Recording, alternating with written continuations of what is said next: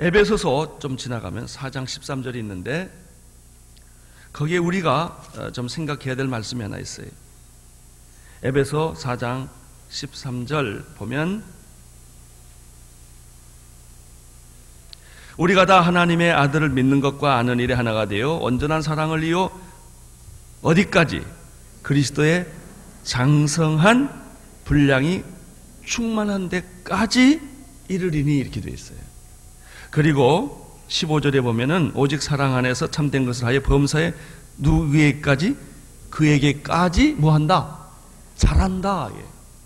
잘한다라는 것은 성장이라고 그래요. 성숙은 성장을 필요로 해요.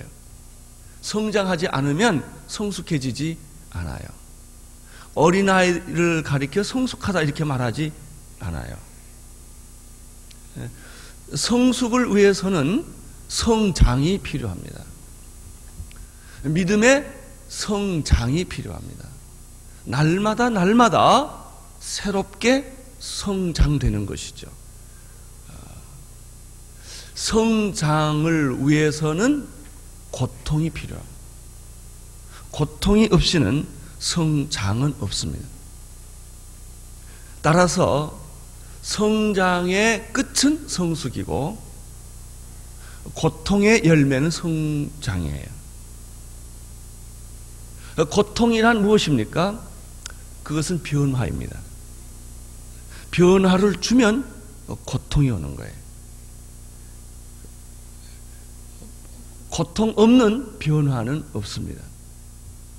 이 고통은 우리를 성장시키는 것이며 성장은 우리로 하여금 성숙에 이르게 만드는 것이죠. 그리스도인이 되는 것은 한순간에 이루어집니다. 내가 예수 그리스도를 영접하고 믿으면 바로 그 순간에 한순간에 임신이 되듯이 그건 오래 시간이 걸리는 게 아니에요.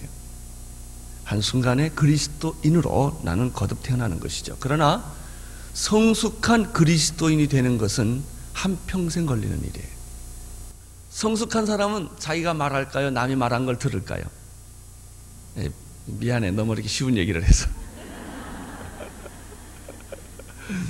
예?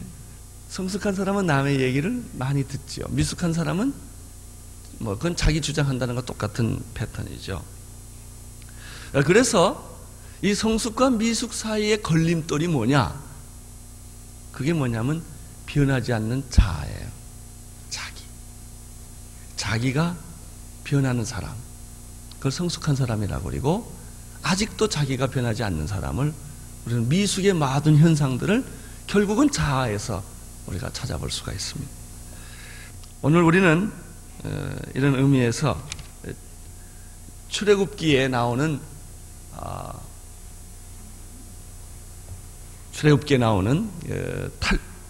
출애굽 사건을 모세를 중심으로 이 성숙의 과정을 한번 쭉 살펴보겠습니다. 근데 사실 고통 중에 있으면 죽을 것만 같잖아요. 참 힘들어요. 변하지 않는 자기의 모습을 보면 얼마나 힘든지 몰라요. 그렇죠? 그렇지만 그리스도를 생각하면 나도 모르는 사이에 그 고통을 다 이기고 있고 극복하고 있고 그리고 변하고 있다는 것이죠. 그래서 여러분들은 이 성숙의 과정에서 너무 자기 자신을 보지 마세요. 너무 자기 자신의 부족함, 연약함, 미숙함 이런 걸 보면 하루라도 살고 싶은 마음이 없어요. 그러나 그럼에도 불구하고 그런 미숙하고 연약하고 부족하지만 그리고 내게 많은 문제가 있지만 그리스도를 자꾸 바라보고 있으면 우선 힘이 나고 가능성이 생기고 기쁘고 즐거워지는 거예요. 여기서 우리가 정말 예수 체질이 돼야 된다고 하는 생각을 합니다. 어떤 사람들은요, 예수를 바라보면서도 그 변화된 자기를 보고 기뻐하지 않고 안 변화된 자기를 보고 자기를 또 괴롭히는 사람들이 있어요. 여러분, 내가 10개를 잘못했는데 한 2개 고쳤어요. 그러면 2개 고친 걸 감사하고 기뻐하고 누리는 게 좋을까요? 8개 안 고쳐진 걸 가지고 자기를 학대하고 괴롭히는 게 나을까요? 예. 여러분, 안 고쳐지고 변하지 않는 거는 가만 놔두세요. 여러분이 노력한다고 고쳐지지가 않아요. 그냥 놔두세요. 그리고 여러분이 하나님을 바라볼 수 있는 힘만 있다면 그게 축복이에요. 그 꽃동네에 가면 이런 말이 있대죠. 당신이 얻어먹을 수 있는 것만도 은총입니다. 당신이 얻어먹을 수 있는 것만도 그것은 은총이다. 그런 말을 한다고 그래요. 그래요. 내가 아무것도 할 수 없는, 그리고 그렇게 노력했지만 변하지 않는 나의 모습이라 할지라도, 오른편에 있는, 한편에 있는 또 하나의 강도라 할지라도 그리스도를 바라보고 손을 내밀고 나를 도와주십시오 라고 말할 수만 있다면 당신 안에는 기적이 일어난다는 거예요. 변화는 이미 시작된 것이고. 그러나 너무 욕심내지 마세요. A가 하루아침에 1m 80이 안 된다고요.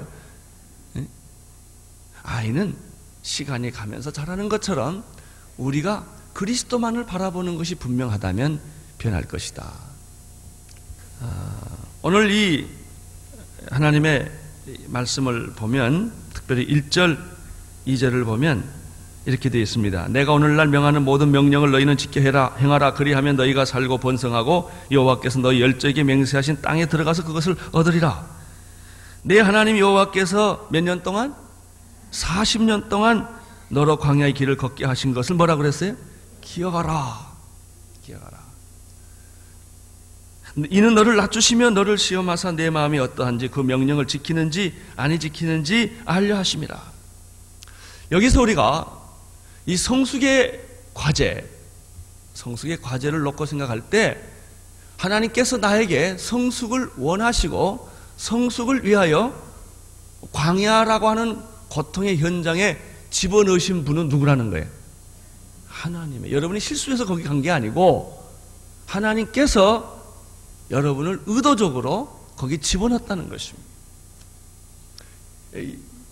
여기서부터 출발을 우리가 해야 합니다. 이스라엘 백성들이 400년 동안 애굽에서 종살이를 했는데 하나님께서 거기에 그냥 두게 하지 아니하시고 모세를 보내서 이 사람들을 출애굽을 시킵니다. 출애굽을 시키는 데는 10가지 재앙과 홍해가 갈라지는 사건이 있었습니다. 그리고 젖과 꿀이 흐르는 가나안 땅으로 직통으로 데려가지 아니하시고 광야에 데려다가 떼를 베낀 거예요. 애가 밖에 가서 노는데 시꺼매졌다고. 그것도 몇 달 동안 놀아가지고.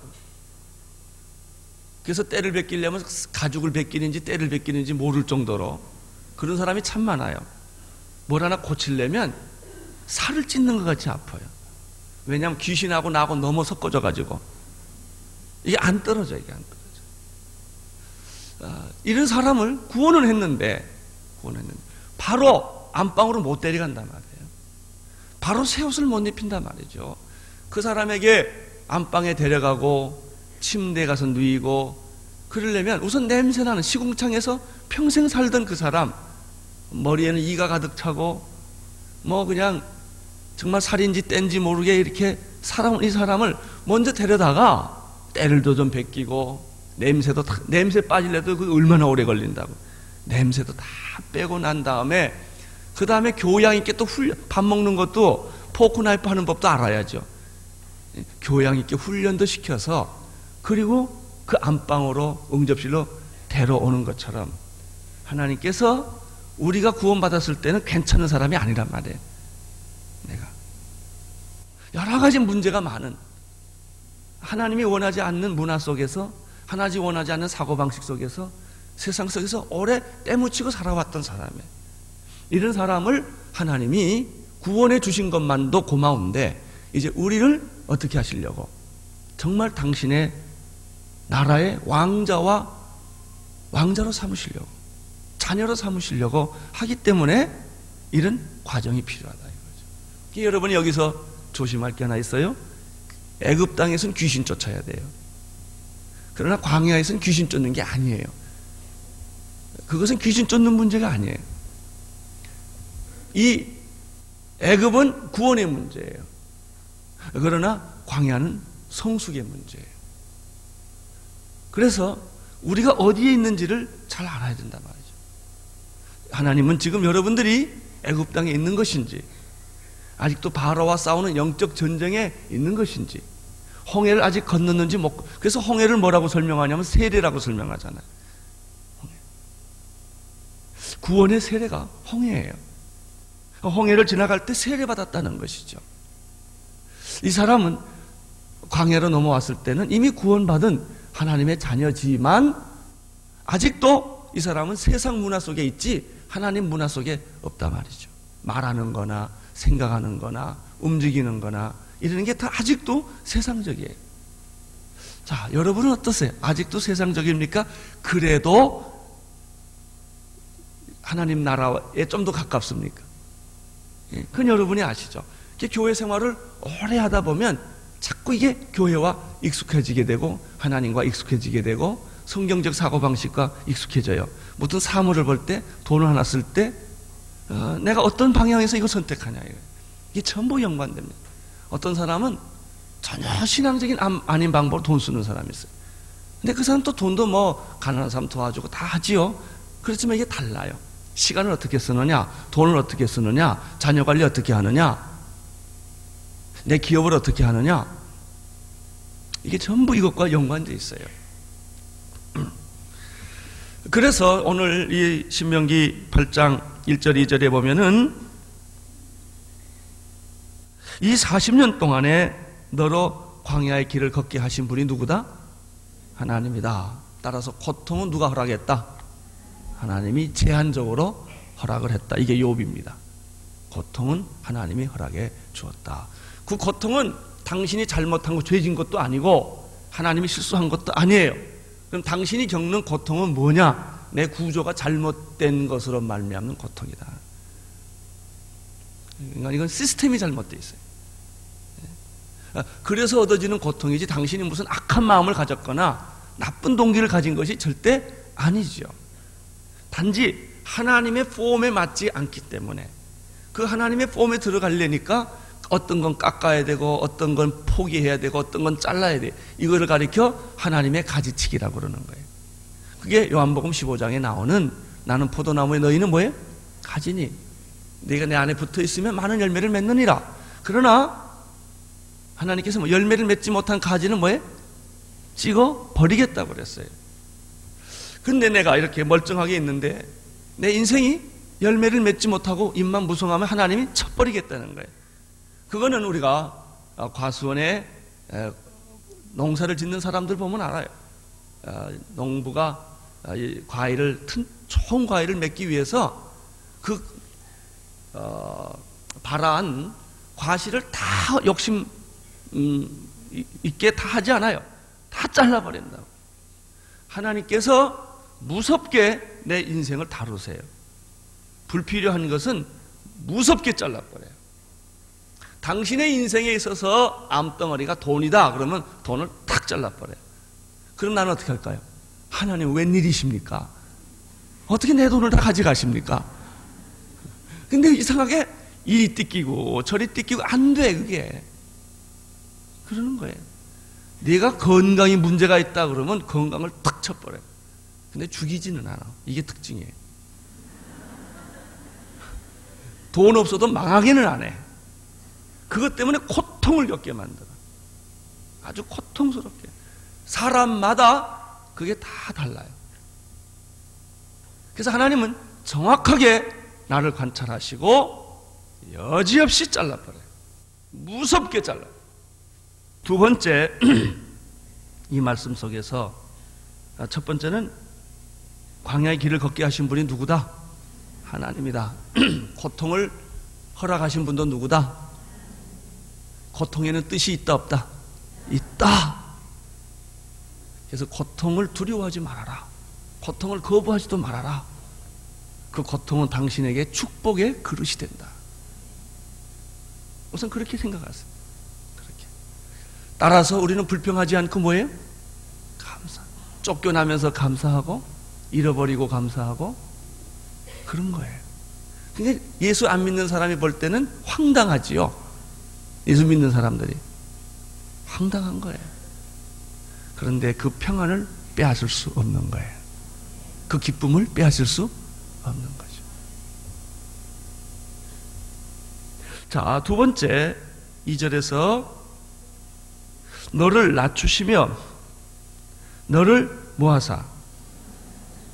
왜 당신을 그러면 하나님이 거기를 집어넣겠느냐? 두 가지 목적 때문이라는 거죠. 첫째, 너를 뭐하며? 낮추시며. 두 번째, 너를 뭐하사? 시험하사 내 말을 듣는지 아니 듣는지 알려하려 하심이라. 너를 낮추는 것은 쉬운 말로 겸손이에요. 내 말을 듣는지 안 듣는지는 뭐예요? 순종이에요. 하나님이 우리를 향하는 목표는 두 가지라는 것이죠. 겸손과 뭐예요? 순종이에요.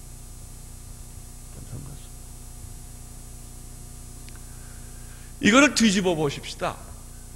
내가 겸손하고 순종하면 뭐가 사라진다? 예? 고난이 사라진다. 간단하잖아요. 하나님의 목표가 너를 그렇게 광야의 40년 동안 마치 뭐하고 똑같으냐면 이렇게 돌리는 거 있잖아요. 뭐 넣어가지고 이렇게 이렇게 그렇게 뭐 할 때 돌리잖아요. 이렇게 나를 거기다 집어넣고 하나님 뺑뺑 돌리는 거야. 이렇게. 목적이 뭐다? 두 가지가 있어요. 뭐예요? 겸손과 순종. 내가 정말 얼마나 겸손하냐? 얼마나 낮아질 수 있느냐? 여기 목적이 있다는 거예요. 두 번째는 뭐하냐? 내 말을 순종하느냐? 안 하느냐 있다는 거예요. 그러니까 쉬운 방법은 내가 빨리 뭐하면? 겸손하면. 내가 빨리 뭐하면? 뭐가 없다? 불필요한 고난이 없다. 광야 학교 졸업을 빨리 한다 이런 얘기죠. 하나님의 목표는 나를 낮추시는 데 있어요. 겸손하게 만드는 데 있어요. 하나님을 경외하게 하고 모든 것이 하나님께 비롯됐다고 믿게 하고, 예? 내가 한 것이 아무것도 없고 다 하나님이 하셨습니다. 자기를 자랑하지 않게 하시고 자기 의를 나타내지 않게 하시고. 그래서 하나님이 모세를 잘 봐주다가 하도 이스라엘 백성들이 불평과 원망하니까 지팡이 누르고 물 잡고 달라고 그러니까 내가 너희를 위해 물을 내려고 그 반석을 치다가 혼이 나잖아요. 물은 누가 주는 건데? 하나님. 근데 모세가 착각했다고요. 내가 너에게 물 주랴 이랬다고요. 야, 이거를 하나님이 너를 뭐 하시고? 낮추시고 너를 어떻게? 순종하는 겸손과 순종이 하나님의 목표다 하는 것입니다. 나를 낮추시게 하는 비결은 뭘까요? 고통이지.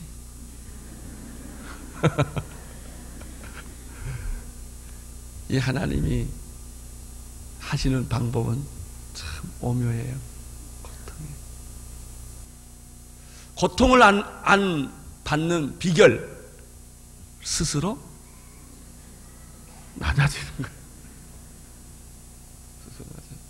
저는 이거는요, 이런 생각이 들어요. 군대 가면 낮은 포복이라는 게 있어요. 이렇게 철조망을 해놓고, 이제 M1총 하나 들고, 이렇게 이제, 그 철조망 밑을 기어가는 게 있어요. 이제 형식은 어떻게 되어 있냐면, 철조망 밑에 이제 총알이 날아간다. 머리 들면 너는 죽는다. 그러니까 머리를 딱 대고, 일정한 거리를 하면 여기 다 까지잖아요. 여기 발이하고. 그런데 저는 그걸 생각하다 이런 은혜를 받았어요. 마귀가 일정한 높이에서 사격을 해요. 이렇게. 그러니까 그 일정한 높이 밑에만 항상 기어다니면 절대 안 죽게 돼 있어요. 진짜 우리의 문제는 교만의 문제, 오만의 문제, 오만과 편견, 교만. 그렇게 겸손하다가도 고개를 불쑥불쑥 들고 내가 했다고 말하고 내 개성, 내 주장, 내 자존심. 그러니까 우리들이 고통하는 건 별게 없어요. 내 자존심, 내 주장, 내 생각, 내 교만, 다 이 종류의 문제들이에요. 그것만 엎드려 있습니다. 이 성경의 원어를 보면요, 하나님 앞에 엎드려졌다는 것은 코를 땅에 댔다 그 말이에요. 다 엎드리는 거예요. 하나님은 일보다 겸손을 원하시고 정의와 선보다 순종을 더 원하신다 하는 것입니다. 자, 조금만 더 보겠습니다. 또 한 가지 여기 우리가 좀 생각할 것이 있습니다.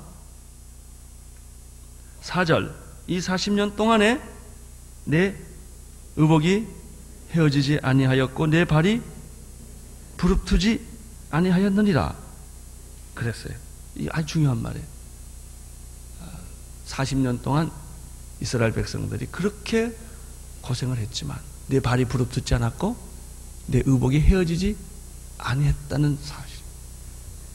다시 말씀하면 하나님께서는 여러분을 죽이지 않는다 하는 거예요. 광야란 자기의 IQ와 자기의 의지와 자기의 노력이 통하지 않는 데가 광야입니다. 세상은 그게 통해요. 광야는 안 통해요.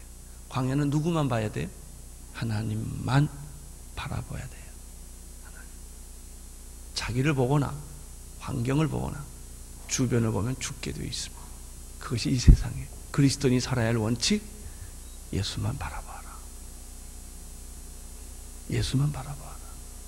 그러면 산다. 내 의복이 헤어지지, 내 발이 부릅뜨지 않았다. 우리는 모든 것을 다 잃었지만 발견된 게 하나 있어요. 그리스도예요.